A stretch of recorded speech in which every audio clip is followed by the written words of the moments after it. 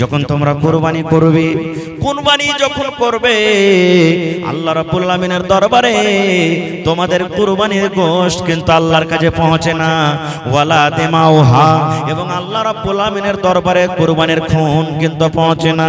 তুমি 50,000 টাকাতে কুরবানি কিনেছো, 40,000 টাকা তুমি কুরবানি কিনেছো, 1 লাখ টাকাতে তুমি কুরবানি কিনেছো, 10,000 5,000 তুমি কুরবানি কিনেছো। আল্লাহ বলেন বান্দারে তুমি কোন জানোয়ার কিনেছো, কত টাকাতে কিনেছো এটা আমার দেখা নয়। তোমার জানোয়ারটাতে কত কেজি চর্বি হবে এটা আমার দেখার নয়। তোমার জানোয়ারের ভিতরে কত কেজি রক্ত হবে, খুন হবে এটা আমার দেখা নাই রে বান্দা। আল্লাহ বলেন আমি দেখি শুধু তোমার দিল খান দেখি, তোমার আমি অন্তর খান দেখি, কোন নিয়তে কোন অন্তরে তুমি কুরবানি করো। এই দিল খানা আমি শুধু আল্লাহ রাব্বুল আমিন দেখি। তোমার জানোয়ারের আমার ভোক্কা নয়, দরকার নয়, আমি শুধু তোমার দিল খানটাকে দেখি, দিল দেখি আমি। এই ভাই মুসলমান, মা খালারা বলে, 4জন 5জন মা খালা বসে গেছে, হাজি বাবু তোমাকে আতরের বাপকে কুরবানি টুরবানি দিয়েছে, কি করবো জি বাবু, কি করব কুরবানি দেওয়ার তো মন ছিল না, কিন্তু কহেনু যে দুঃখ সুখ করে কুরবানি দাও, না দিবে তো 5টা কুকুর শিয়াল আছে কার দুয়ারে তাকাইবে। বলছে কি বলে না ভাই, আপনারা বলেন, বলে না বলে না? এই দেখেন 5টা কুকুর শিয়াল আছে মানে ছেলে পিলা আছে, কার দিকে তাকাইবে? আব কহেন কার দিকে তাকাইবে মানে গোশ খাওয়ার লাগে কুরবানি হলো, এতে কি নেকি পাওয়া যাবে? জোরে বলেন নেকি পাওয়া যাবে? যাবে না ভাই আমার। তো এই সমস্ত জিনিস থেকে, রিয়াকারি থেকে আমাদেরকে বাঁচতে হবে। কুরবানি কার জন্য হবে? জোরে বলেন কার জন্য? আল্লাহ তাবারাক ওয়া তাআলার জন্য কুরবানি হবে। ভাই আমার, এইবারে আপনাদেরকে জানা দরকার সর্বপ্রথম দুনিয়াতে কে কুরবানি করেছিলেন। আল্লাহ তাবারাক ওয়া তাআলা যখন থেকে জমিন আসমানকে বানালছেন তখন থেকে নিয়ে দুনিয়াতে সব থেকে আগে কুরবানি কে করেছেন আর কেন করলেন? সব থেকে আগে আদম আলাইহিস সালামের বেটা হাবিল এবং কাবিল কুরবানি করেছেন। আর কিসের জন্য জানেন? একটা মেয়ে ছেলে, বেটি ছেলের জন্য। এই জামানাতে নিজের ভাই বোন যদি বিয়ে শাদী করতে চায় তো হালাল না হারাম? জোরে বলেন, আরো জোরে বলেন, হারাম। নিজের মার পেটের ভাই বোনের সাথে বিয়ে করা চলবে না। দুধ মা দুধ ভাই বোনের বিয়ে করা চলবে না। যেমন নিজের ভাই বোন হারাম, এরকম দুধ বোন দুধ ভাইয়ের সাথে বিয়ে করা হারাম, এটা শরীয়তের ফয়সালা। এবারে আপনার বাড়িতে একটা স্ত্রী আছে আর ওরই একটা আরো বোন আছে, ছোট হোক কিংবা বড় হোক। এই স্ত্রীটাকে যদি বাড়িতে রেখেছেন আর আরেকটা বোনকে আপনি বিয়ে করে চলেন, অর্থাৎ শালীকে বিয়ে করলেন, চলবে? জোরে বলেন চলবে? চলবে না, হারাম। কেন? আল্লাহ রাসূল বলেছেন নিজের মায়ের পেটের দুটা বোন একটা হাজবেন্ড একটা শাওহারের কাছে থাকতে পাইবে না, একটাকে তোমাকে তালাক করতে হবে। তুমি যদি পরে কার শালীটাকে বিয়ে করে নিয়ে আসো তো আগে কারটাকে তোমাকে তালাক করতে হবে।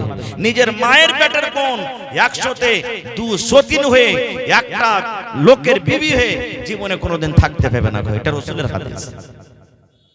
ভাই আমার, তো ওই জামানাতে আদম আলাইহিস সালাম এবং মা হাওয়া যখন আল্লাহ তাবারাক ওয়া তাআলা তাদেরকে দুনিয়াতে দিলেন, মেলায় লম্বা কাহিনী ঘটনা আছে, আমি ওদিকে যাব না। আল্লাহ তাবারাক ওয়া তাআলা সিস্টেম করলেন যে একসাথে একটা ছেলে একটা মেয়ে হইতো, অর্থাৎ একটা বেটা একটা বেটি। ধরেন সামনে বছর একটা বেটা ছেলে একটা বেটি ছেলে হবে, এই বছর একটা বেটা ছেলে হলো একটা বেটি ছেলে হলো, ডাবল ডাবল জোড়া জোড়া সন্তান পয়দা হয়। এবার কেমন করে তারকে বিয়ে শাদী হতো? আল্লাহ রাব্বুল আলামিনকে দুনিয়াকে আবাদ করনা আছে, দুনিয়াতে মানুষ বাড়ানো আছে, তো আল্লাহ রাব্বুল আলামিন কি করতেন? এখন 2025 সাল চলছে, ধরেন উদাহরণ দিচ্ছি, 2024 সালে যেই সন্তান অর্থাৎ যে বেটা বেটি হলো ওরা নিজের মায়ের পেটের ভাই বোন হয়ে গেল, ওদের সাথে বিয়ে করা চলবে না। আর 2025 সালে যেই মায়ের পেট থেকে সন্তান হলো এরা নিজের ভাই বোন হয়ে গেল, এরা বিয়ে শাদী করতে পারবে না। কেমন হতো? 2024 সালের বেটা 2025 সালের বেটি, 2025 সালের বেটা 2024 সালের বেটি, মানে 1 বছর আগে যেটা বেটা হয়তো 1 বছর পরের বেটার সাথে, আর 1 বছর আগে যেটা বেটি হয়তো 1 বছর পরেকার বেটার সাথে, মানে এরকম ভাবে সিস্টেম আল্লাহ রাব্বুল আলামিন করেছিলেন। লম্বা ঘটনা ছোট করে বলি, আদম আলাইহিস সালামের দুজন বেটা, একটা নাম হলো কাবিল, একটা নাম হলো হাবিল। কাবিল হলো বড় আর হাবিল হলো ছোট। কোরআনের কথা বলছি আপনাদেরকে। এবার কাবিল বড় আগে জন্ম নিয়েছেন, ওর সাথে যেটা আদম নবীর বেটি হয়েছে অর্থাৎ কাবিলের বোন হয়েছে, এটা দেখতে একটু সুন্দর, বেশি দেখতে সুন্দর। আর হাবিল হলো আদম নবীর একটা ছোট বেটা, পরে হয়েছেন। আর ইয়ার সাথে যেটা বেটি ছেলে হয়েছে একটু ওর থেকে দেখতে কম সুন্দর। শরীয়ত কি বলছে? ওই বেটি ছেলে এর সাথে একটা ওর সাথে।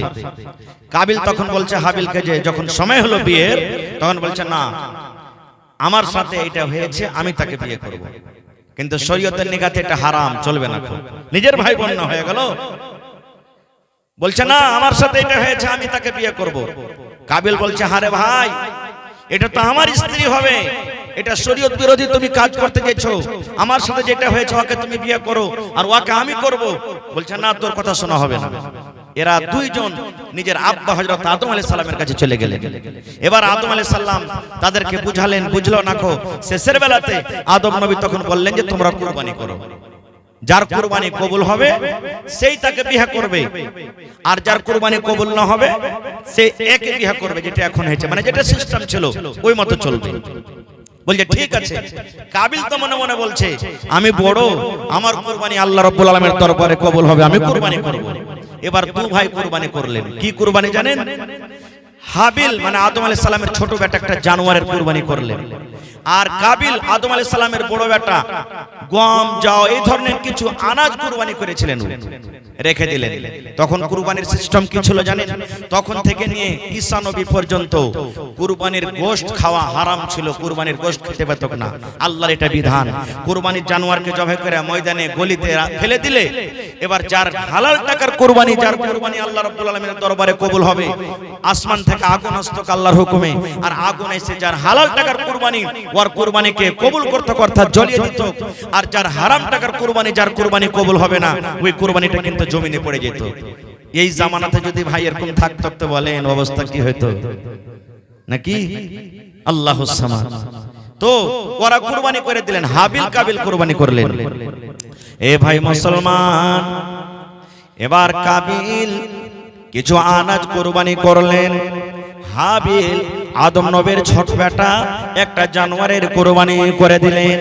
কুরবানি করে জমিনে রাখা আছে আল্লাহ রাব্বুল আলামিনের পক্ষ থেকে, আল্লাহ রাব্বুল আলামিনের তরফ থেকে। এবারে কিন্তু আগুন এলো, আগুন ঘুরতে লাগলো। কুরবানির পাঞ্জরে পাঞ্জরে পাঞ্জরে পাঞ্জরে আগুন ঘুরতে লাগলো। ঘুরতে ঘুরতে ঘুরতে আদম আলাইহিস সালামের ছোট বেটা যে একটা জানোয়ারের কুরবানি করেছিলেন, যে একটা জানোয়ারকে জবাই করেছিলেন, এর কুরবানি কিন্তু আল্লাহ রাব্বুল আলামিনের দরবারে কবুল হয়ে গেল। এবং আদম নবীর বড় বেটা যে আনাজ পানি কুরবানি করেছিলেন, এর কুরবানিটা কিন্তু জমিনে পড়ে থেকে গেল। এর মন খুব খারাপ, হ্যাঁ আমার বেইজ্জতি হয়ে গেল, আমার কুরবানি কবুল হলো না, ছোট ভাইয়ের কুরবানি এই কবুল হয়ে গেল। এই দেখেন শয়তান নিজের চাল চালাইতে লেগেছে। এখন দেখেন শয়তান কাবিলের ভিতরে কথা দিতে লেগেছে, খ্যাপা তুই তো বড় রে বেইজ্জতি হয়ে গেলি, কি দেখছিস, হটিয়ে দেখ রাস্তা থেকে, সাফ করে দেখ, হটিয়ে দে। বন্ধুরে আমার, এবার আদম নবীর বড় বেটা কাবিল রাগ করে নিজের ছোট ভাইকে মারতে শুরু করে দিলেন। মারতে লাগলেন, তোকে দুনিয়াতে রাখবো না, তোর কুরবানি কবুল হয়ে গেল, আমার হলো না, তোকে দুনিয়াতে রাখবো না, তোকে মারতে মারতে শেষ করে দিব। যেমনি মারতে যায়, এবারে কাবিল তখন হাবিল তখন বলছেন আদম নবীর ছোট বেটা, ভাই রে আমি তোমার থেকে ছোট, আমার বয়স হলো কম, তুমি আমার থেকে বড়, তুমি হইলা আমার বড় ভাই, তুমি যদি আমাকে মারতে মারতে মারতে মারতে মারতে মারতে মেরে শেষ করে দাও, আমি মরে যাব, দুনিয়া থেকে শেষ হয়ে যাব, কিন্তু আমি তোমাকে মারবো না, তোমার গায়ে আমি হাত তুলবো না। তুমি আমাকে মেরে দাও, তুমি আমাকে শেষ করে দাও, যতই তুমি আমাকে মারো কেন, আমি কিন্তু তোমার গায়ে হাত তুলবো না, তোমাকে আমি মারবো না। আল্লাহ রাসূল বলেছেন মারতে মারতে মারতে মারতে কাবিল ছোট ভাইকে নিজের কিন্তু মার্ডার করে দিলেন। মার্ডার হয়ে গেল। নবী বলেছেন দুনিয়াতে সর্বপ্রথম মানুষের মত হলো কার, মানে হাবিলের। দুনিয়াতে হাবিলের আগে কোনো মানুষ আর মরেনি, এটা ভালোভাবে শিখালেন। যদি কোনো মানুষ আপনাকে প্রশ্ন করে দেয়, ভাই রে আই তো তুমি জালসা শুনলে, তো জালসাতে একটা কথা বলো তো, দুনিয়াতে সব থেকে যে মানুষটা মরেছিল লোকটার নাম কিনা? তো হযরত হাবিল। কিভাবে মত হয়েছিল না? তো বড় ভাই কাবিল ওকে মারতে মারতে মারতে মারতে শেষ করে দিয়েছে। আল্লাহ রাসূল বলেছেন, উম্মত দুনিয়াতে যত মার্ডার হবে, বন্দুকের গুলিতে মারো, ছুরিতে মারো, চাকুতে মারো, তীর তলোয়ারে মারো, বোমে মারো, টুটি চিপে মারো, যে কোনো হালাতে দুনিয়াতে মানুষকে মার্ডার করে দেওয়া হবে, জুলুম অত্যাচারের কারণে মার্ডার করে দেওয়া হবে। আল্লাহ রাসূল বলেছেন, প্রথম গুনাহ আল্লাহ রাব্বুল আমিন আদম নবীর বড় বেটা কাবিলের ঘাড়ে চাপিয়ে দিবেন। প্রথম গুনাহ, প্রথম পাপ ওই যে কাবিলের ঘাড়ে চাপাবে, তারপরে আল্লাহ রাব্বুল আমিন যে মার্ডার করবেন তার ঘাড়ে চাপিয়ে দিবেন। সর্বপ্রথম মার্ডার কে? হযরত হাবিল আলাইহিস সালামকে করেছিলেন, হাবিলকে করেছিলেন। ভাই মুসলমান, এবারে মানুষ তো এর আগে মরেনি, মেরে তো দিলে ভাইকে, ভিতরে আফসোস চলে এলো, আল্লাহ কি করুন, রাগের সময়তে মানুষ মার্ডার করে দিচ্ছে। যখন পুলিশের তাড়তা লাগে তখন কইছে, আল্লাহ কি করুন রে, কে না মারনো রে, কে না মারনো। এই যে তো রাসূল বলেছেন, একজন সাহাবী কে রাসূল সাল্লাল্লাহু আলাইহি ওয়াসাল্লাম জিজ্ঞাসা করছেন, এই আমার সাহাবী, দুনিয়াতে সবথেকে শক্তিশালী কে, তাকাতওয়ার কে? আপনারা বলেন তো কে তাকাতওয়ার? যে 10টা মানুষকে লড়ে ফেলে দিয়েছে নাকি? হ্যাঁ, যে 10 জনকে একবারে লাঠিতে সঁতে দিতে পারছে। বন্দুক সবথেকে তাকাতওয়ার, বম তাকাতওয়ার, একটা ফেলতে গেলে সব শেষ হয়ে যাবে। মিসাইল তাকাতওয়ার নাকি? নবী আমার বলেছেন, না রে না, দুনিয়াতে তাকাতওয়ার কে, সব থেকে কে? নবী আমার বলেছেন, এমন রাগ উঠে গেছে, এমন রাগ উঠেছে, মনে হয় বিবির ঝুঁটি খান ধরে তাকে পাড়া দুটা চড় মেরে দি। এমন রাগ হয়েছে, মনে হয় ভাইয়ের গলাতে ছুরি দিয়ে ভাইকে মেরে ফেলে দি। এমন রাগ হয়েছে, বেটার পরে এমন রাগ হয়েছে, মনে হয় খুঁট বেড়াতে এক মাথাতে দিয়ে মাথাটাকে ভেঙে দি। আল্লাহ রাসূল বলেছেন, উম্মত সব থেকে দুনিয়াতে তাকাতওয়ার হলো শক্তিশালী ওই লোকটা, যখন রাগ উঠে যাবে নিজের রাগটাকে কন্ট্রোল করবে, রাগটাকে যে একবারে কন্ট্রোল করে দিবে। রাসূল বলেছেন, সব থেকে তাকাতওয়ার শক্তিশালী হলো ওই। আমার ভাইরা দেখেন, কত ভাই এমন আছেন, বিবি যদি একটু উল্টা পাল্টা করে, ও তো মানুষ করবে, খুঁট বেড়ে নেবে, লাঠি নেবে, আর বলে হালের বেটি হালে, হট তোকে বাড়তে থবো না, মারতে মারতে মারতে আর ঝুঁটিকে ধরে হটাইতে হটাইতে বাহির করে দিবে রোড থেকে, আর দুয়ারে বসে করে বাড়িতে খালি সামনে ডক্টর কাঠ খড়াকে ঝরিয়ে দেবে। রাসূল বলেছেন, কেন তুমি এরকম করছো তোমার বিবিকে?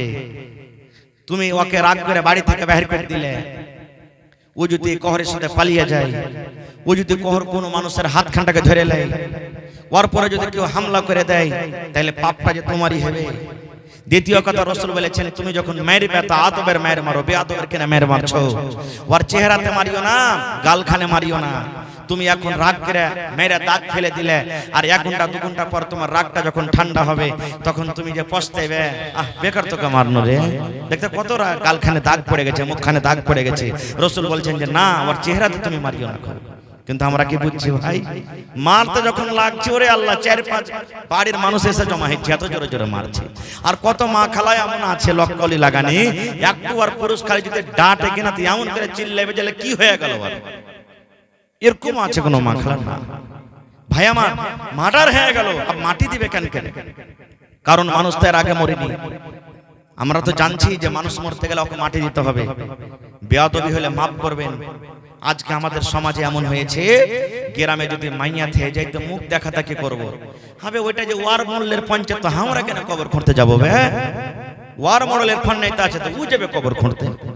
এই দেখেন না, মডেল পঞ্চায়েত এটা আমরা না করেছি ভাই, আমরা না দুনিয়াতে এটা করেছি, আল্লাহ আল্লাহ রাসূল তো করে জানেন। আমি আগে, আপনার আমি, মুসলমান মুসলমান মুসলমান ভাই। কত ভাই আছেন এখন পর্যন্ত ধোয়াইতে জানে না, মাইয়া ধোয়াইতে জানে না। কত ভাই আছে কবর খুঁড়তে জানে না, যে কবরটা কিভাবে খুঁড়তে হয়, কারণ আগে আসে না, শিখে না। কাবিল কিন্তু দিশাহারা হয়ে গেল, আল্লাহ কি করব? লাশটাকে কোলে করে ঘাড়ে করে নিয়ে খালি বিয়ে বাড়ে পাগলের মতন, আল্লাহ কি করব? এই লাশটাকে কি করব? এ ভাই মুসলমান, আল্লাহ রাব্বুল আলামিন 2টা পাখিকে পাঠিয়ে দিলেন। কি পাঠাইলেন?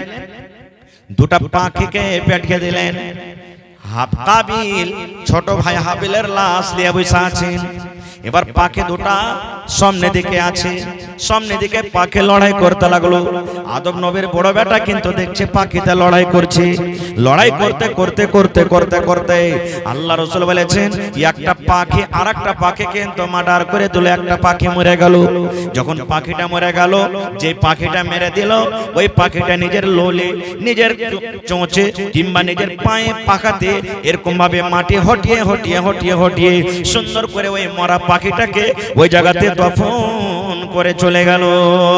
এবারে তখন কাবিল জানতে পারলো, আল্লাহ রে, মানুষ যখন মরে যায় এরকম ভাবে তাকে জমিনে দফন করতে হয়, এরকম ভাবে জমিনে দফন করতে হয়। আরে আমি কত খ্যাপা মানুষ, আমি কত পাগলা মানুষ, নিজের ভাইকে আমি মেরে দিয়ে, নিজের ভাইকে আমি মার্ডার করে দিয়ে আমি দফন করতে জানলাম না, আর আমার সামনে দুটো পাখি এসে কিভাবে দফন করে চলে গেল। ভাই মুসলমান দেখলেন, তাহলে সর্বপ্রথম কুরবানি করেছিলেন কে? হাবিল আর কাবিল। এই করতে করতে করতে করতে করতে সিলসিলা আস্তে আস্তে আস্তে, কারণ সময় খুব লম্বা হতে যাচ্ছে, শর্টে বলছি।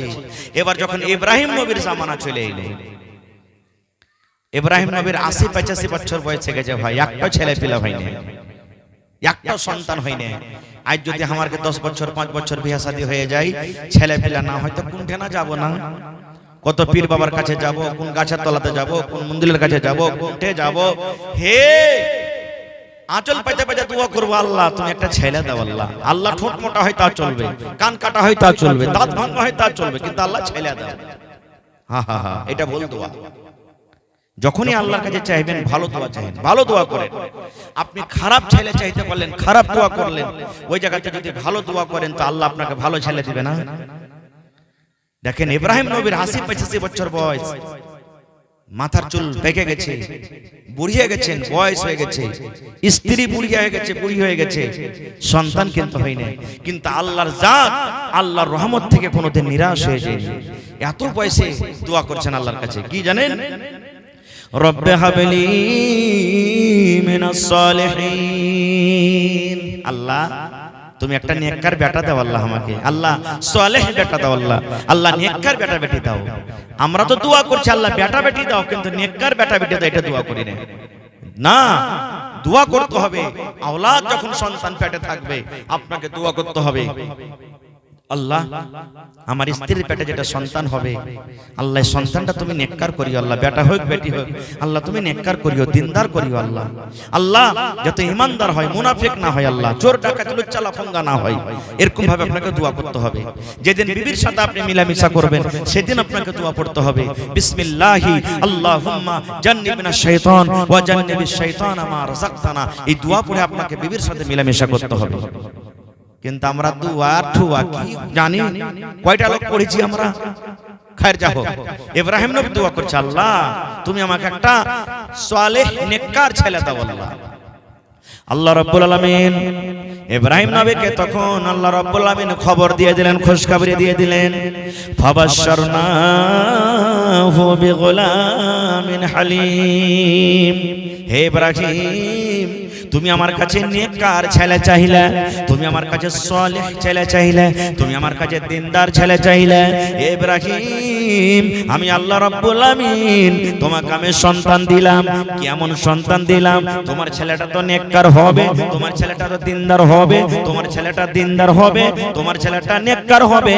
তার সাথে সাথে আল্লাহ বলেন হালিম, তোমার ছেলেকে আমি হুঁশিয়ার করে আমি দুনিয়াতে তোমাকে খুশখবরি দিলাম।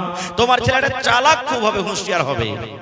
আর আমারকে ছেলে পেলে যদি খালি একটা কালি কয়ে দেয়, গোরে গোরে মুখরাতে কালা কালা চশমা, যে আমারকে ছেলে আব্দুল্লাহর নেক মাথা কত টেক্কাবে, কত গান কইতে পারছে। এই দেখেন, এইটা আমরা টেক্কা মনে করছি, হুঁশিয়ার মনে করছি না। আল্লাহ বলছেন ইব্রাহিম ৮০-৮৫ বছর বয়সে আমার কাছে আওলাদ চাহালি, আমি আল্লাহ কবুল করবো। যা, তোর ছেলেটা নেককার হবে এবং হুঁশিয়ার হবে। খায়ের যা হোক, লম্বা ঘটনা ছোট করে আমি বলছি কাইটে। দুনিয়াতে সন্তান হয়ে গেল, দুনিয়াতে যখন সন্তান হয়ে গেল তার নাম রাখা হলো ইসমাইল। সে একজন নবী দুনিয়াতে গুজরেছেন, ইসমাইল আলাইহিস সালাম। ওর মায়ের নাম হলো কি? বিবি হাজেরা। ইব্রাহিম নবীর দুজন স্ত্রী ছিলেন। বড় স্ত্রীর নাম সারা আলাইহিস সালাম, আর ছোট স্ত্রীর নাম কি হাজারা আলাইহিস সালাম। তো বিবি হাজারার পেট থেকে সন্তান হলো কে? ইসমাইল নবী। এবার আল্লাহ তাআলা তাকে আদেশ করলেন, ইব্রাহিম তোমার বিবিকে এবং তোমার বাচ্চাটাকে তুমি বাড়িতে রাখিও না। কোথায় রাখবে? এমন জায়গাতে তুমি রেখেছো যেখানে কোনো গাছপালা নাই, গা গ্রাম নাই, পানি নাই, লোকজন মানুষ টানো কিছু নাই, এরকম তুমি জায়গাতে রেখেছো। সেই জায়গাটা কি? কাবা শরীফ। কাবা শরীফ তখন মাটিতে একবারে বরাবর হয়েছিল, ভেঙে চুরে বোঝা যাচ্ছিল না যে জায়গাতে কাবা শরীফ ছিল, ঘর ছিল, একবারে মাটিতে ভেঙে বরাবর হয়েছিল। আল্লাহর আদেশে এক কলসি পানি আর অল্প কিছু খাজুর, ইব্রাহিম নবী একটা উঠে চাপলেন, আর হাজেরা এবং ইসমাইল মা বেটা এক উঠে চাপলেন, আর দিয়ে হাঁটতে লাগলেন। এখন কয়েকদিন থেকে রোদ পড়ছে না, পড়ে না? জোরে বলেন। অন্য দিন থেকে আজকের দিনটা খুব ভালো গেল নাকি? এই যে হাঁটতে লাগলেন, আর আরবের দেশ তো জানছেন কত আরো গরম, রোদ মনে হয় পা থেকে পুড়ে ছাই হয়ে গেল। এবারে তারা হাঁটতে লাগলেন। মা হাজেরা কিন্তু জানেন না যে আমাদেরকে কোথায় নিয়ে যাবেন। হাঁটতে হাঁটতে হাঁটতে ওই জায়গা যেখানে আল্লাহর আদেশ এসেছে যে মা বেটাকে তোমরা রেখে এসো, ওখানে রেখে দিলেন। রেখে দেওয়ার পর দুটা উটকে নিয়ে ইব্রাহিম নবী হাঁটতে শুরু করলেন। মা হাজেরা বলছেন যে মনে হয় উট চড়াইতে গেল নাকি, চলে আসবেন। হাঁটতে হাঁটতে দেখছেন যে সাফা মারওয়া পাহাড় পার হয়ে চলে গেছে। তখন বলছেন যে না, মা হাজেরা বুঝে নিলেন যে কি ব্যাপার, হাঁটতে হাঁটতে চলে গেছে এখান থেকে। তখন পিছন থেকে বলছেন, ও আল্লাহর দোস্ত ইব্রাহিম, কোথায় আছেন আপনি? আল্লাহ বলেছিলেন যে পিছন দিকে তুমি মুখ করে ঘুরতে পাবে না। দেখে নিয়ে একবার, আপনি দিল্লি, পাটনা, পাঞ্জাব গেছেন, গাড়িতে চড়ছেন, আপনি বলছেন কি ভালো হয়ে থাক রে বেটা, মা ভালো হয়ে থাক, আব্বা ভালো হয়ে থাকো, চলে গেলেন। এবার একটা ঘুরে ঘুরে দেখছি আমরা যে আর চেহারাটা দেখতে পাবো কি পাবো না, শেষ বেলাতে দেখে নিই। আল্লাহ বলছেন যে পিছনে তুমি ঘুরেও দেখতে পাবে না, হাঁটো। এবারে হাঁটতে হাঁটতে যখন অনেক দূর চলে গেলেন, আবার বলছেন মা হাজেরা, ও আল্লাহর দোস্ত ইব্রাহিম, কোথায় যাচ্ছেন আপনি আমাদেরকে ছেড়ে? আল্লাহর কি হুকুম এটা যে আপনি আমাদের মা বেটাকে এই জায়গাতে ছেড়ে চলে যাবেন? যখন এই কথাটা বললেন, তার হযরত ইব্রাহিম আলাইহিস সালাম এরকম ভাবে মুড়িটা হিলিয়ে দিলেন, না তো হ্যাঁ এটা হলো আল্লাহর হুকুম, আল্লাহর আদেশ। সুবহানাল্লাহ। এই জামানার যদি মায়ের লোক হতো কি বলতেন জানেন? মিন সে মরা লিসি লাগা খায়বার পিন্দেবার রগ নে ছেড়ে চলে গেল, কত রকম গাইল দিত। কিন্তু রে সুবহানাল্লাহ, যখনই হযরত ইব্রাহিম আলাইহিস সালাম এবার যখন মাথাটা হিলিয়ে দিলেন, হ্যাঁ বিবি রে, আল্লাহ রাব্বুল আলামিনের আদেশ হয়েছে তোমাদের মা বেটাকে আমি এই জায়গাতে রেখে যাব।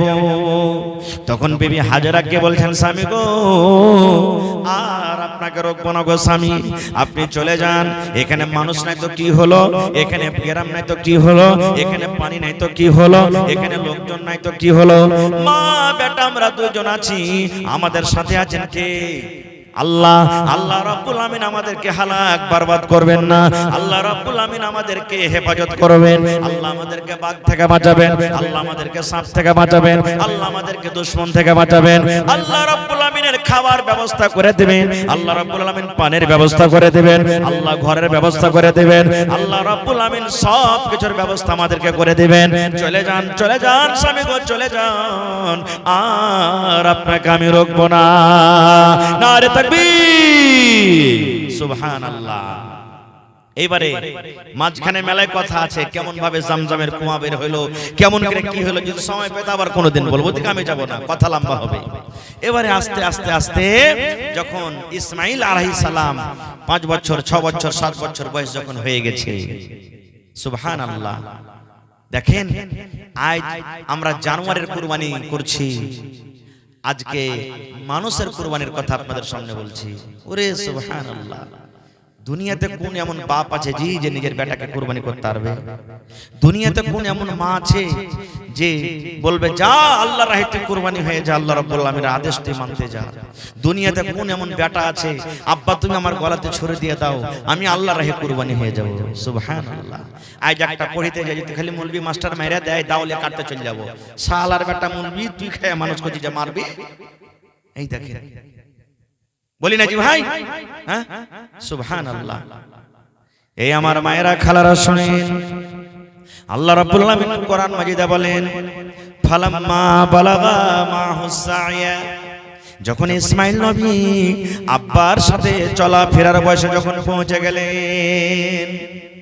বাপের সাথে মানুষ চলাফেরা কখন করে? 3 বছর, 4 বছর, 5 বছর, 6 বছর, এই বয়সে না।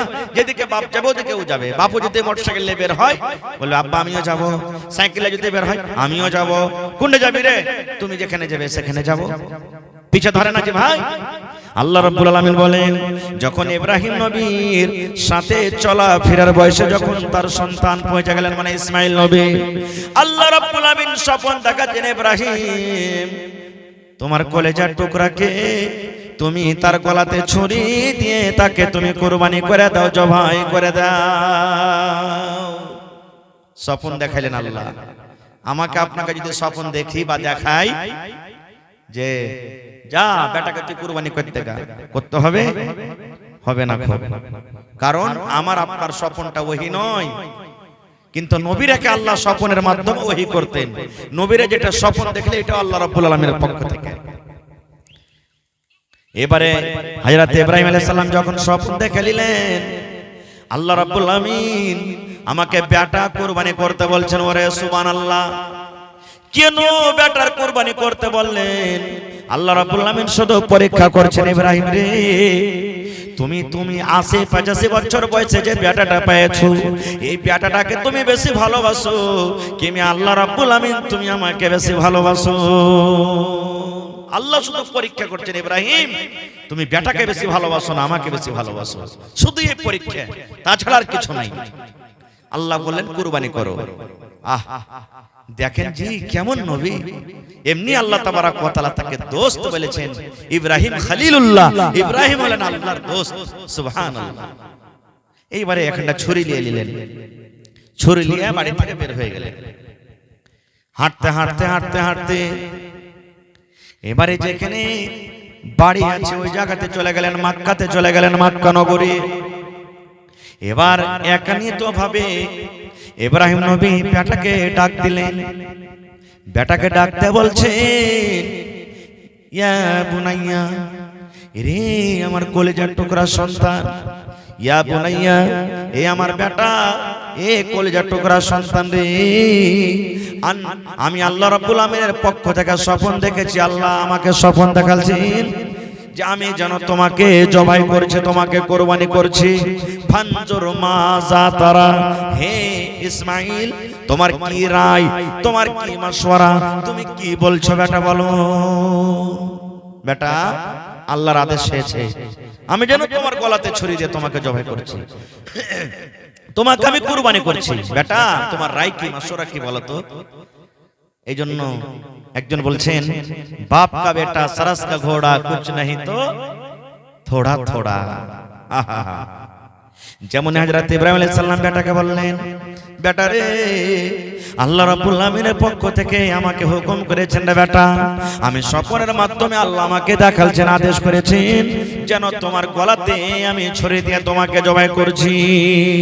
বেটা তুমি কুরবানি হবে কি হবে না ধন রে বল, তুমি আল্লাহর কথাটা মানবে কি মানবে না? তোমাকে আমি জবাই করতে নিয়ে যাব মিনার মাঠে, তুমি আমার হাত দিয়ে তুমি কুরবানি হবে কি হবে না? এ আমার ভাইরা মায়েরা খালারা শুনি, যেমনই কথা হযরত ইসমাইল আলাইহিস সালাম শুনলেন, আব্বাকে বলছেন, আল্লাহর কোরআন বলছেন, দেখেন আমার কথা নয়, ইয়া বাতিফাল মা তুমার সাতাজদুনি ইনশাআল্লাহু মিনাস সাবিরিন। আব্বা গো, ইয়া বাতিফাল, হে আমার আব্বা, মা তোমার আল্লাহ যেটা আপনাকে আদেশ করেছে, হুকুম করেছে সেটাই করেন। আব্বা গো, যদি আল্লাহর আদেশ হয় যে আমাকে কুরবানি হইতে হবে, আমি আল্লাহর রাহে জবাই হয়ে যাব, কুরবানি হয়ে যাব। আব্বা গো, তুমি আমার গলাতে ছুরি দিয়ে তুমি আমাকে জবাই করে দাও, আমি কুরবানি হয়ে যাব, জবাই হয়ে যাব। সাতাজাদুনি ইনশাআল্লাহু মিনাস সাবিরিন। আব্বা যখন উট জবাই হয় উটটা কত ছটপট ছটপট করে, গরু যখন জবাই হয় গরুটা কত ছটপট ছটপট করে, যখন দুম্বা জবাই হয় দুম্বাটা কত ছটপট করে, আব্বা যখন ছাগল জবাই হয় ছাগলটা কত ছটপট করে। যদি ইচ্ছা করলে উটকে যদি বেঁধে না রাখে, গরুটাকে যদি বেঁধে না রাখে, গরুটা শরীর তলা থেকে পালিয়ে যাবে। হযরত ইসমাঈল বলছেন, আব্বা আমি ওই জানোয়ারের মতন হব না, আমি তোমার শরীর তলা থেকে পালিয়ে যাব না, আমি ছটপট ছটপট করব না, আমি হাত হেলাবো না, পা আমি হেলাবো না, মুড়িটা আমি হেলাবো না। আব্বা তুমি আমার গলাতে ছুরি দিয়ে জবাই করে দাও, আমাকে তুমি ধৈর্যশীল পাবে, আমাকে তুমি সবরকারী পাবে, আল্লাহর রাহে আমি কুরবানি হয়ে যাও, জবাই করে দাও। ওরে সুবহানাল্লাহ। তাহলে বাপও রাজি, বেটাও রাজি। আল্লাহ কোরআনে বলেন ফালাম্মা আসলামা, বাপ বেটা যখন রাজি হয়ে গেল, আল্লাহ নিজে বলছেন, হে রে দুনিয়ার মানুষ, আমি আল্লাহ রাব্বুল আমিন ইব্রাহিম নবীকে কুরবানি করতে বললাম বেটাকে। এবার ইব্রাহিম নবী নিজের বেটাকে বললেন, বেটাও রাজি হয়ে গেল। বাপ কুরবানি করবে বলে রাজি হয়ে গেল, বেটা কুরবানি হবে বলে রাজি হয়ে গেল। আল্লাহ বলেন ফালাম্মা আসলামা, যখন বাপ বেটা দুজন রাজি হয়ে গেল, ওয়া তাল্লাহু লিল জাবিন, এবং তাকে মুখের ভরে যখন দিয়ে দেওয়া হলো, মিনার মাথা দিলে চলে গেলেন। মেলায় মাঝখানে ঘটনা ঘটলো, আমি ওদিকে যাবো না, শর্টে বলছি। এবারে মিনার মাথাতে নিয়ে ময়েজা হাসানাতে বা অন্য অন্য কোন কিতাবে লিখছেন, সত্য মিথ্যা আল্লাহ জানে, হয়তো মানুষেরা বোঝার জন্য লিখেছেন কোন কোন মুসান্নিফ, যে যখন কুরবানি করতে যাবে ওই টাইমে ও সময়তে ইসমাইল নবী আব্বাকে বলছেন কিছু কথা। কি কথা জানেন? আব্বা গো, যখন আপনি আমাকে কুরবানি করবেন, আপনি নিজের চোখে পাট্টিটা দিয়ে দিবেন, নিজের চোখটাকে বন্ধ করে দিবেন। কেন বন্ধ করবেন? যখন আপনি কুরবানি করতে যাবেন, যখন ছুরিটা আমার গলায় দিতে যাবেন, তখন হয়তো আমার দেখে আপনাকে ময়া লেগে যাবে, দয়া লেগে যাবে। এই জন্য আব্বা জান, আপনি নিজের চোখে পট্টি বেঁধে নেবেন, যেন ছুরিটা ঘুষতে আপনাকে দয়া ময়া না লাগে, আল্লাহর হুকুমটা যেন আপনি পালন করতে পারেন। একটা কথা এটা বলেছিলেন। আর কি বলেছিলেন জানেন? ইসমাইল নবী বলেছিলেন, আব্বা গো, যখন আপনি আমাকে কুরবানি করে বাড়িতে চলে যাবেন, দয়া করে আমার জামা কাপড়গুলো আপনি খুলেলেন। কেন খুলেলেন? মা বাড়িতে আছে, আমার জামা কাপড় যখন আমার মা দেখবে, আমার জামা কাপড়ে রক্ত লেগে আছে, খুন লেগে আছে, হয়তো আমার মাকে দয়া লেগে যাবে, ময়া লেগে যাবে, আমার মা হয়তো কত কানবে আমার জন্য। এই জন্য আব্বা, তুমি আমার এই জামা কাপড়কে খুলে দাও। এই ধরনের কিছু কথা বলেছিলেন। আল্লাহু আলাম। ভাই আমার, এবারে ছুরে কিন্তু ঘুষতে যাবে। ওরে সুবহানাল্লাহ।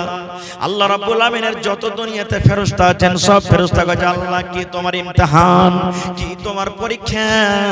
যত দুনিয়াতে জীবজন্তু আছে, ওরে আল্লাহ, সবাই কিন্তু আল্লাহ পেরেশান হালাতে আছে। আল্লাহ কি হলো, কেমন তোমার পরীক্ষা? আজকে একটা বাপ নিজের গলাতে ছুরি দিবি, আজকে নিজের বেটাকে গলাতে ছুরি দিয়ে জবাই করবে। আল্লাহ, আল্লাহ কি হলো, কেমন পরীক্ষা। ওরে সুবহানাল্লাহ। হযরত ইব্রাহিম আলাইহিস সালাম নিজের বেটার গলাতে ছুরি দিয়ে যাবেন রে বন্ধু, জবাই করতে যাবেন।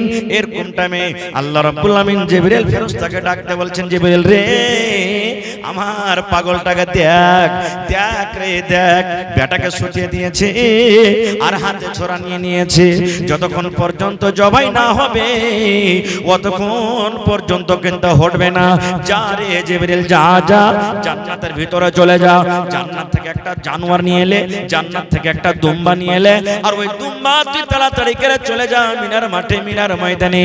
আমার ইসমাইলকে তুমি তার ছড়ির তলা থেকে টেনে নাও, এবং ইসমাইলের জায়গাতে জানোয়ার দুম্বাটাকে তুমি রেখে দাও।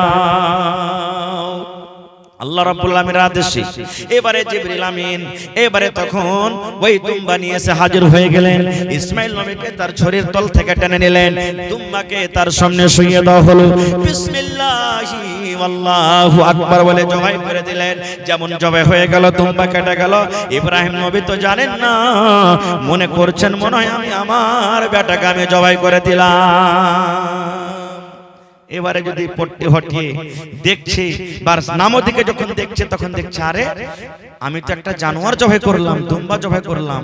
সামনে দেখছে জিবরিল ফেরেশতা দাঁড় হয়ে আছে, বলছে কই আমার ছেলে ইসমাইল কই?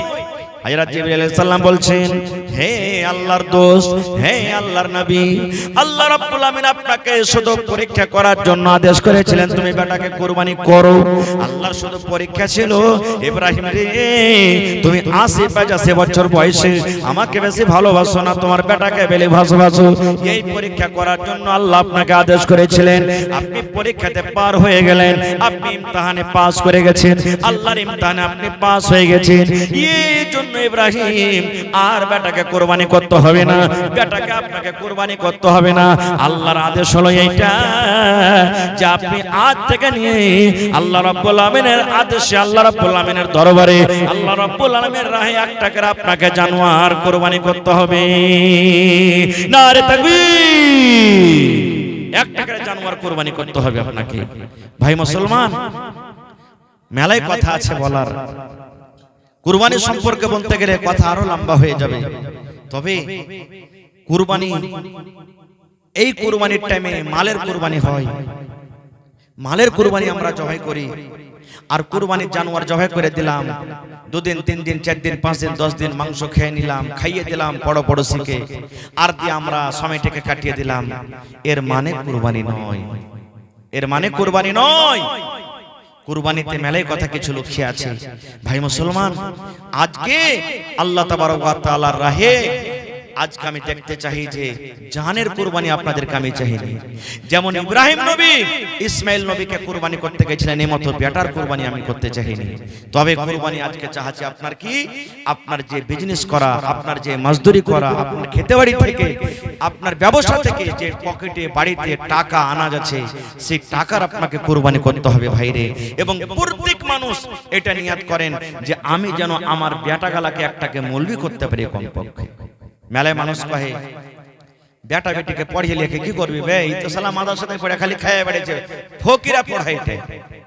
বন্ধুরে, আপনার বেটাকে মুলবি করে 50,000 মাস ইনকাম না করতে পারো, লাখ টাকা মাস ইনকাম না করতে পারো, কিন্তু মরার পরে কমসে কম আপনার জন্য দোয়া তো করতে পারবে। আপনি যখন মরে যাবেন আপনার বেটা তো জানাজা পড়াইতে পারবে। এই জিনিসটা করতে পারবে না? পারবে না? আপনার জন্য একবার যদি বলে রব্বির হামহুমা কামা রব্বায়ানি সাগীরা, এই দোয়াটা তো আপনার জন্য করতে পারবে। এক এমবিবিএস ডাক্তার, বড় ডাক্তার, আপনারা জানছেন এমবিবিএস ডাক্তার কাকে বলে? বাপ জমি জায়গা বিক্রি করে ছেলেকে পড়ালছে। বাপের খবর হলো যে বাপ মারা গেছে, 80 বছরকার বয়স। ডাক্তার বাবু এমবিবিএস ডাক্তার আইসা হাজির হয়েছে, জামাত লাইন লেগে গেছে, জানাজার নামাজ হবে। আল্লাহ রাসূল বলেছেন যে যদি গ্রামের ইমাম আছে ভালো কথা, গ্রামে ইমাম আছে ভালো কথা, এবার যার বাড়িতে মাইয়া থেয়েছে ও যদি বলে যে আমার বাপের জানাজা আমি পড়াবো, আমার মায়ের জানাজা আমি পড়াবো, আমার ভাইয়ের জানাজা আমি পড়াবো, আমার কাকার জানাজা আমি পড়াবো, এটা ইখতিয়ার আছে। রাসূল বলেছেন যদি পড়াইতে চাহে তো পড়িতে পারে। ইমাম সাহেবকে বলে দিতে হবে যে ইমাম সাহেব আজকে আমি আমার বাপের জানাজা আমি পড়াবো, ইমাম সাহেব আজকে আমি মায়ের জানাজা আমি পড়াবো, ইমাম সাহেব আজকে আমি অমুকের জানাজাটা আমি পড়াবো, ইমাম সাহেবকে বলতে হবে।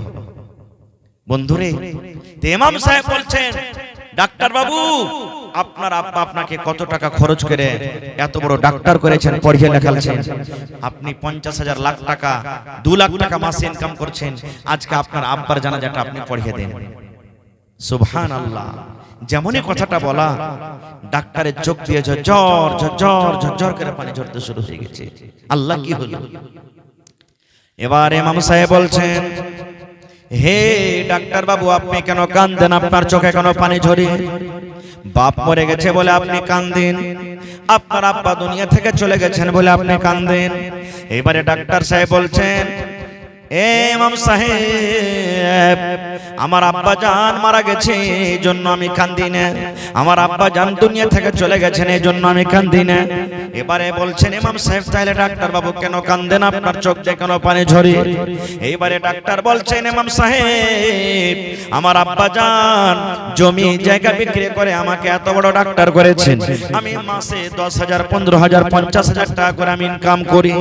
ডাক্তার বাবু এত আমাকে আমার আব্বা জান তালিম দিয়েছেন, ইলম দিয়েছেন, শিক্ষা দান করেছেন, আমি দেশের নামকরা ডাক্তার হয়েছি, আমি বড় ডিগ্রিধারী ডাক্তার হয়েছি, কিন্তু আল্লাহ রাব্বুল আমিন আমাকে একটা ইলম থেকে মাহরুম রেখেছেন, একটা ইলম আমি কিন্তু শিখতে পারিনি। বলছেন কি? ওরে আল্লাহ, বলছেন এত ইলম শিখেছি, কিন্তু আজকে আমার আব্বা জান যে মারা গেছে, আমার আব্বা জানের জানাজা কেমন করে পড়াইতে হবে, জানাজার দোয়াটা কি কি নিয়ম কানুন নবীজি জানাজার নামাজ পড়িতে বলেছেন, এই জিনিসটা কিন্তু আমি জানি না, যার কারণে আমার চোখটা পানি ঝরে। বন্ধুরে, এই জন্য প্রত্যেক মানুষ নিয়ত করেন যে আমি একটা বেটাকে ডাক্তার করব, মাস্টার করব, একটা বেটাকে প্রফেসর করব। এটা নয় যে আমি দ্বীনের ইলম দিব না, রাসূল বলেছেন প্রথমে দ্বীনের ইলম দাও, দ্বীনের তালিম দাও, তারপরে তখন দুনিয়া দেখো। ভাই মুসলমান, আমাদেরকে মাস্টার করতে হবে, ডাক্তার করতে হবে, ইঞ্জিনিয়ার করতে হবে, প্রফেসর করতে হবে, সব জিনিস আমার দরকার, কিন্তু প্রথমে দ্বীনি শিক্ষা, দ্বীনি ইলম দিতে হবে, যেন বড় হয়ে আপনার আমার ওই ছেলে মুরতাদ বেদিন বেধর্ম যেন না হয়ে যায়। এবং দ্বীনি তালিম দেওয়াতে কি লাভ আছে জানেন? আমার মাওলানারা বৈশাখী জিজ্ঞাসা করবেন, আল্লাহ রাসূল বলেছেন ইজা মাতাল ইনসান, মানুষ যখন মরে যায় তার সমস্ত আমল কিন্তু বন্ধ হয়ে যায়, ইল্লা মিন সালাসা, নবী বলেছেন তিনটা আমল এমন আছে রে, মরার পরও কিন্তু কবরে নেকি যেতে থাকে, মরার পরও কিন্তু কবরে নেকিটা বন্ধ হয় না। তার মধ্যে একটা নবী বলেছেন ওয়ালাদুন সালিহুন ইয়াদউ লাহু, নেককার বেটা নেককার বেটি দুনিয়াতে ছেড়ে গেছে, আপনার আওলাদ আপনার ছেলে মেয়ে নেককার আছে, নামাজি পরজি আছে, আপনার ছেলেটা নেককার আছে, নামাজ পড়ে, আপনার ছেলেটা রোজার মাসে রোজা রাখে, আপনার বেটা বেটিরা পর্দাশীল হয়ে থাকে, শরীয়ত বিরোধী কাজ করে না, শরীয়তের মতো দুনিয়াতে চলে। আল্লাহ রাসূল বলেছেন ওই নেককার বেটা বেটি যখন কোরআন পড়বে, আল্লাহ রাব্বুল আলামিন ওই নেকিটা কবরে পৌঁছে দেবে। আপনার ওই বেটা বেটি যখন মা বাবার জন্য দোয়া করবে, আল্লাহ রাব্বুল আলামিন ওই দোয়াটাকে কবরে পৌঁছে দিবেন। আপনার ওই নেককার বেটা বেটি, আপনি মরে চলে গেছেন কবরে, আপনার জন্য যখন দান করবে, আপনার জন্য যখন সাদকা করবে, আল্লাহ রাব্বুল আলামিন ওই দানটাকে আপনার কবরে কিন্তু পৌঁছে দিবে। কিন্তু ছেলে নেককার হবে তাহলে তো দান করবে, আর নেককার হলেও নিজে খাড়িয়া মুদবে, আর যে খাড়িয়া মুদবে তো কি জানে যে মা বাবার জন্য কেমন দোয়া করতে হয়। ভাই মুসলমান, তাহলে লম্বা কথা আর না করে আজকে হলো মাদ্রাসার জালসা, এটা হলো একটা পড়ার জায়গা। আপনাদের নসিব, আপনাদের ভাগ্য ভালো যে আজকে একটা মাদ্রাসা করতে হবে, মাদ্রাসা দরকার, এই জন্য আপনারা জালসা লাগিয়েছেন। তবে ভাই দেখি আল্লাহর কোন এমন বান্দা আছেন আজকে এই মাদ্রাসার জন্য 1 ডিসমিল 1 কাঠা জমি দান করতে পারবেন কেউ? গত রাতের আগারাতে আমি জালসাতে ছিলাম, সুবহানাল্লাহ, লাভা সাইডে আল্লাহুস সামাদ 2 জন 3 জন আল্লাহর বান্দা জমি দান করেছে। পাড়ায় জালসাতে জমি দান হয়, একটা লোক 50,000 টাকা দান করেছেন, সুবহানাল্লাহ। আজকে কেউ আছেন একটা লোক কোন আল্লাহর বান্দা 1000 ইট দান করবেন? কারণ মাদ্রাসার বুনিয়াদ হবে নাকি, মাদ্রাসা নতুন ভাবে তৈরি করতে হবে। 1000 ইট কেউ দিতে পারবেন? 5টা লোক খাড়িয়ে জানতো যে মাওলানা আমি 1000 ইট দিলাম, আমি 1000 দিলাম, আমি 1000 দিলাম। 5টা লোক কেউ খাড়িয়ে যান, মাওলানা 100 সেফটি আমি বালু দিয়ে দিলাম, কেউ 100 সেফটি গিট্টি দিয়ে দিলাম, কেউ 1 কুইন্টাল রড দিয়ে দিলাম। এবং 10টা লোক খাড়িয়ে যান, মাওলানা 5 বড়া 2 বড়া 10 বড়া করে আমি সিমেন্ট দিয়ে দিলাম। এবং প্রত্যেক মানুষকে আমি বলি কমসে কম 30টা লোক এমন আইছেন যে 1500 করে দিতে পারবেন। আল্লাহর কিতাব কোরআন কত পারা আছে ভাই? জোরে বলেন। 30 পারা কোরআন আছে। কোরআনের দাম আল্লাহ ছাড়া কেউ দিতে পারবে না, তবে তার মান সম্মান রেখে দেখি 30 পারা কোরআনের দাম আমি আপনাদের কাছে চাই। 500 টাকা করে যদি দেন 60 জন লাগবে, 1000 করে যদি দেন 30 জন লাগবে, 2000 করে যদি দেন 15 জন লাগবে, 5000 করে দেন তাহলে 6 জন লাগবে, আর 10000 করে দেন তো 3 জন লাগবে। তো আসেন তো দেখি বিসমিল্লাহ করেন তো। কেউ মায়ের জন্য, কেউ বাবার জন্য, কেউ নিজের জন্য, কেউ স্বামীর জন্য, কেউ বিবির জন্য, কেউ বেটার জন্য, কেউ বেটির জন্য। আল্লাহুস সামাদ। আজকে দেখি কে মালের কুরবানি করতে পারবেন। এই নেক জায়গাতে দুনিয়া থেকে আপনি চলে যাবেন, মাদ্রাসা কায়েম থাকবে, এটা সাদকায়ে জারিয়া। আল্লাহ রাসূল বলেছেন যত বাচ্চারা পড়ালেখা করবে আপনার মাদ্রাসাতে, যত হরফ পড়বে, মরার পরও আল্লাহ তাবারক ওয়া তাআলা কবরের ভিতর আপনার নেকি জারি করে দিবেন। আসেন দেখি, কারণ আমাদের মধ্যে থেকে কত মা বাপ কবরে চলে গেছেন, ওরা কিন্তু মুখে বলতে পারে না রে আব্দুল্লাহ আব্দুর রহমান আমার জন্য দান করে বেটা, এরা বলতে পারে না। আমরা যখন দুনিয়া থেকে চলে যাব আমরাও কিন্তু বলতে পারবো না। ছেলে মেয়েরা দান করবে কি করবে না সেটা আল্লাহ জানে, আপনার জন্য দান করবে কি করবে না সেটা আল্লাহ জানে। এই জন্য মওতের আগে মওতের তৈয়ারি করে আমাদেরকে যেতে হবে, নিজের হাতে দান করে যান, বেশি ভালো, সবথেকে আফজাল উত্তম। দেখি একটা লোক প্রথমে 1000 ইট কিংবা 1 গাড়ি বালু কিংবা 100 সেফটি গিট্টি কিংবা 1 কুইন্টাল রড কিংবা 1 ডেসিমেল 1 কাঠা জমিন কে দান করতে পারবেন, এবং প্রথমে 1000 2000 3000 করে টাকা দিতে পারবেন। গ্রামে মাকই হয়েছে আলহামদুলিল্লাহ, এটা মাকইয়ের সিজন, মাকইও ভালো হয়েছে আশা করছি, আর রেটও ভালো আছে আলহামদুলিল্লাহ। প্রত্যেক মানুষ নিয়াত করেন যারা মাকই লাগাচ্ছেন 1 কুইন্টাল 2 কুইন্টাল 3 কুইন্টাল করে মাকই কিংবা মাকইয়ের টাকা গেল আমি মাদ্রাসার জন্য দিয়ে দেব। দেখি আসেন তো সর্বপ্রথম